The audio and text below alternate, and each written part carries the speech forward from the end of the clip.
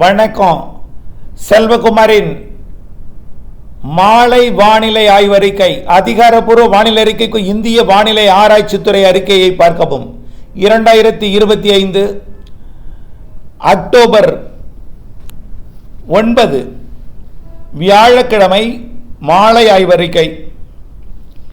இன்றைய அறிக்கையில் கடந்த 24 மணி நேர மழைப்பொழிவு, இன்றைக்கு எங்கே மழை, இன்று மாலை இரவில் எங்கெங்கெல்லாம் மழை, நாளை அதிகாலை மழை எங்கே, வரக்கூடிய நாட்களிலே தீவிரம் எங்கே, டெல்டா மாவட்டங்களின் கடலோர பகுதி உட்பட அனைத்து கடலோர மாவட்டங்களுக்கும் மழை எப்பொழுது, வடகிழக்கு பருவமழைக்கு முன்பு தீவிரம் எப்படி, தீபாவளியை ஒட்டிய நாட்களில் மழை எப்படி, வடகிழக்கு பருவமழை தொடக்கம் எப்பொழுது, தீபாவளிக்கு பிறகு தீவிர நிகழ்வுகள் வரிசை கட்ட இருக்கிறது. அது தொடர்பான அறிக்கையை இதில் சமர்ப்பிக்கிறேன். கடந்த 24 மணி நேரம் மழைப்பொழிவை பொறுத்த வரைக்கும் அதிகபட்சமாக காலை அறிவித்ததில் சில இடங்கள் இப்போ கிடைத்திருக்கிறது, கூடுதலாக அதற்கு பிறகு கிடைத்தது. கீழ்கோத்தகிரி எஸ்டேட் 13 சென்டிமீட்டர் மழை பொழிந்திருக்கிறது. குண்டேரிப்பள்ளம் ஈரோடு 9 சென்டிமீட்டர், திருப்பூர் மாவட்டம் உடுமலைப்பேட்டை 7 சென்டிமீட்டர், காஞ்சிபுரம் மாவட்டம் வாலாஜாபாத் 6 சென்டிமீட்டர், கடலூர் மாவட்டம் புவனகிரி, ராணிப்பேட்டை மாவட்டம் கலவை, திருச்சிராப்பள்ளி மாவட்டம் கோவில்பட்டி. திருச்சிராப்பள்ளி மாவட்டத்தில் தெற்கு பகுதியில் இருக்கக்கூடிய மதுரை திருச்சி இருக்கக்கூடிய இடைப்பட்ட பகுதியில் இருக்கக்கூடிய திருச்சிராப்பள்ளி மாவட்டம் கோவில்பட்டி, மேலும் நீலகிரி மாவட்டம் கோடராடு, விழுப்புரம் மாவட்டம் சூரப்பட்டு தலா 5 சென்டிமீட்டர், ஈரோடு மாவட்டம் பவானிசாகர், மயிலாடுதுறை மாவட்டம் மணல்மேடு, மயிலாடுதுறை மாவட்டம் மணல்மேடு ஏஆர்ஜி, திருவள்ளூர் மாவட்டம் புடல் ஏஆர்ஜி, விழுப்புரம் மாவட்டம் தேமூர் நேமூர், கோயமுத்தூர் மாவட்டம் சோலையாறு, தஞ்சாவூர் மாவட்டம் பூதலூர் 4 சென்டிமீட்டர், மேலும் 3 சென்டிமீட்டரில் நிறைய இடங்கள் இருக்கிறது. அடுத்தபடியாக இன்றைக்கு மழைப்பொழிவு எங்கெல்லாம் பார்த்தீங்கன்னா, இன்றைக்கு மதியமே தென் மாவட்டங்களில் மழைப்பொழிவு, குறிப்பாக தூத்துக்குடி மாவட்டம், விருதுநகர் மாவட்டத்தில் மதியமே மழை. அதே போல் தேனி மாவட்டம், மதுரை மாவட்டத்தில் ஆங்காங்கே, திண்டுக்கல் மாவட்டம் கொடைக்கானல் மலைப்பகுதி மற்றும் வால்பாறை பகுதியெல்லாம் கனமழை. கோயமுத்தூர் மாநகரத்திற்கும் மழை. கோயமுத்தூர் மாநகரத்திற்கு கிழக்கையும் நல்ல மழை பொழிவு கொடுத்து கொண்டிருக்கிறது. இப்பொழுது கூட கிழக்கே ஈரோடு மாவட்டம், திருப்பூர் மாவட்டம், கோயமுத்தூர் மாவட்டம் சந்திக்கும் இடத்துலையும், காங்கேயம் சுற்றுவட்டார பகுதியும், நீலகிரி மாவட்டத்தில் கனமழை இன்றைக்கும் பொழிந்து கொண்டிருக்கிறது. நீலகிரி மாவட்டத்தோட வடக்கு சரிவு இப்பொழுது பொழிந்து கொண்டிருக்கிறது. அது அப்படியே ஈரோடு மாவட்டத்தோட சத்தியமங்கலம், பண்ணாரி மற்றும் தாளவாடி இந்த பகுதிகள் வழியாக அப்படியே சேலம் மாவட்டம் மற்றும் ஈரோடு மாவட்டத்தோட பரவலான பகுதிகளுக்கு கொடுப்பதற்கு வாய்ப்பு இருக்கிறது. சேலம் மாவட்டத்திற்கும் அந்த மழைப்பொழிவு வரும். அடுத்தபடியாக பார்த்தீங்கன்னா கர்நாடக பகுதியில் இருந்து மழைப்பொழிவு கிருஷ்ணகிரி மாவட்டம் ஓசூர் மற்றும் தேன்கனிக்கோட்டை பகுதிகளுக்கு கனமழைப்பொழிவை கொடுத்து வருகிறது இடி மின்னலுடன். அந்த மழைப்பொழிவு அப்படியே குப்பமடியாக திருப்பத்தூர் மாவட்டத்தின் பல்வேறு பகுதிகள், வடக்கு பகுதி திருப்பத்தூர் மாவட்டம் மற்றும் வேலூர் மாவட்டத்தோட பகுதிகள், நாட்ராம்பள்ளி மற்றும் வாணியம்பாடி, ஆம்பூர், குடியாத்தம் உள்ளிட்ட பகுதிகளுக்கும் வேலூர் மாவட்டம் நல்ல ஒரு மழைப்பொழிவை கொடுக்க போகிறது. ஆந்திர மாநிலத்தில் குப்பத்திற்கு இடி மின்னலுடன் கனமழைப்பொழிவை கொடுத்து வருகிறது. அந்த மழைப்பொழிவு திருப்பத்தூர், வேலூர் மாவட்டத்திற்கும் அப்படியே திருவண்ணாமலை மாவட்டத்தின் பகுதிகளுக்கும் மழைப்பொழிவை கொடுக்க இருக்கிறது. அதே போல் திருவள்ளூர் மாவட்டத்தோட ஆந்திர பகுதி சித்தூர் பகுதியிலிருந்து திருவள்ளூர் மாவட்டத்தோட திருத்தணி பகுதிகளுக்கு நல்ல ஒரு இடி மழைப்பொழிவை கனமழைப்பொழிவாக கொடுத்து கொண்டிருக்கு. ஏற்கனவே மதியம் சென்னை சுற்றுவட்டார பகுதியில் மழைப்பொழிவை கொடுத்தது. இப்பொழுது பார்த்தீங்கன்னா திருத்தணி பகுதியிலிருந்து உருவாகி ஆந்திர பகுதியிலிருந்து திருத்தணி பகுதிக்கு அப்படியே திருத்தணி பகுதியிலிருந்து சென்னை மாநகரத்துக்குள் ராணிப்பேட்டை மாவட்டம் மற்றும் காஞ்சிபுரம் மாவட்டம் பொழிந்து அப்படியே சென்னை மாநகரத்திற்கு நள்ளிரவுக்குள் மழைப்பொழிவை கொடுப்பதற்கு சாதகம் இருக்குது. இதெல்லாம் ஒருபுறம் இருக்க, இன்றைக்கு எங்கெல்லாம் மழைப்பொழிவு மேலும் இடங்களில் கொடுக்க போகிறது என்கின்ற விரிவான அறிக்கையில் பார்ப்போம். அதே போல் தான் பார்த்திங்கன்னா டெல்டா மாவட்டங்களில் மதியம் நல்ல மழைப்பொழிவு ஆங்காங்கே கொடுத்திருக்கிறது. பல்வேறு மாவட்டங்களில் மழை இருந்தது மதியத்தில். இன்னுமே வரக்கூடிய மணி நேரங்களில் எப்படி மழை இருக்கும், வரக்கூடிய நாட்கள் எப்படி இருக்கும் என்பதை பார்ப்போம். இன்றைய வரக்கூடிய மணி நேர மழைப்பொழிவு எங்கெல்லாம் இருக்குன்னு பார்த்தீங்கன்னா, சேலம் மற்றும் அப்படியே சேலத்திலேருந்து அரியலூர் பெரம்பலூருக்கு வடக்கே டெல்டாவிற்கும் வாய்ப்பு இருக்கு, ஆனால் உறுதிப்படுத்த முடியல. அரியலூர் பெரம்பலூருக்கும் கூடுதல் வாய்ப்பு இருக்கு, ஆனால் உறுதிப்படுத்த முடியல. ஆனால் திருச்சி மாவட்ட வடக்கு பகுதி, கடலூர் மாவட்டத்தின் ஒட்டுமொத்த பகுதி, ஆனால் கடலோரம் வருமாங்கிறது கடலூருக்கு சிரமம். அதாவது இந்த பரங்கிப்பேட்டை, பிச்சாவரம், முடசல் ஓடை இதுக்கு கொஞ்சம் சந்தேகமாக இருக்குது, சிதம்பரத்துக்கு கூட. ஆனால் வாய்ப்பு இருக்குது. அரியலூர் பெரம்பலூர் கடலூருக்கு வாய்ப்பு இருக்குது, மயிலாடுதுறைக்கே வாய்ப்பு இருக்குது, கும்பகோணத்துக்குமே வாய்ப்பு இருக்குது. பொறுத்திருந்து பார்ப்போம்.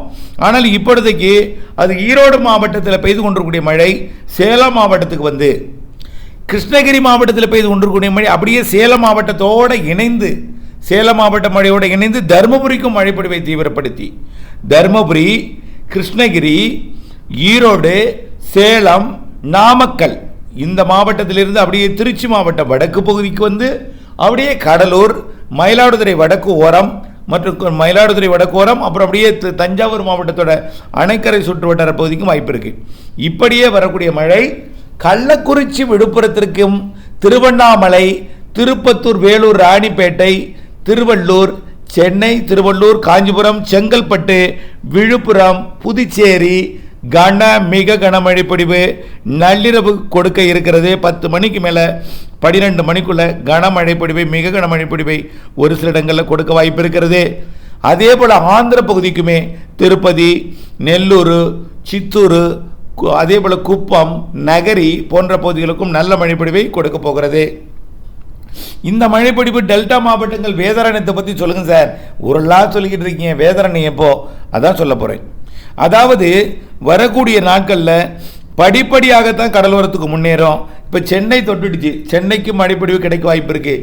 நாளையிலிருந்து டெல்டாவிற்கு கிடைக்க பெறும்னு காலை அறிக்கையிலே சொல்லியிருக்கிறோம். 10ஆம் தேதி மதியம் மேற்கு தொடர்ச்சி மலை மாவட்டங்களில் தொடங்கும் மழை நாளை டெல்டா மாவட்டங்களுக்கு வரும், கண்டிப்பாக வரும். நாளை இன்றைய மழைப்பொழிவை விட பரப்பில் கூடுதலாக இருக்கும். அப்புறம் ஒன்று, உடுமலைப்பேட்டையில் மட்டும்தான் சார் பெஞ்சிச்சு, இன்னைக்கு கோயம்புத்தூர் பெய்யுது, ஈரோடு மாவட்டத்தில் ஆங்காங்கே நல்ல மழைப்பொழிவை கொடுத்துட்டு இருக்கு, கோயம்புத்தூர் சுற்று வட்டாரத்தில் கொடுக்குது. அதே போல் உடுமலைப்பேட்டை கொடுத்துச்சு சார், ஆனால் தாராபுரத்தில் இன்னும் சரியாக கொடுக்கல சார். வேதனை தான், உண்மைதான். ஆனால் நாம் என்ன சொன்னோம், 8ஆம் தேதி தொடங்கும், 9ஆம் தேதி இன்னும் கொஞ்சம் தீவிரமடையும், பெய்யாத இடங்கள்லாம் பெய்யும். 10ஆம் தேதி இன்னும் தீவிரமடையும், பெய்யாத இடங்கள்லாம் பெய்யும். 11ஆம் தேதி 12ஆம் தேதியெல்லாம் எல்லா இடங்களுக்கும் பெய்திரும். ஒதுக்கி இருக்கக்கூடிய இடங்களுக்கெல்லாம் நம்ம 11 10ஆம் தேதிக்கு மேலே 11 12 நல்ல மழை பொழிவை கொடுக்கணும்னு சொல்லியிருக்கோம். வடகிழக்கு பருவமழை தொடங்கும் வரைக்கும் எங்கெல்லாம் ஒதுக்கி இருக்கிறதோ அங்கெல்லாம் பெய்யும். வடகிழக்கு பருவமழை தொடங்கியும் பெய்யும்.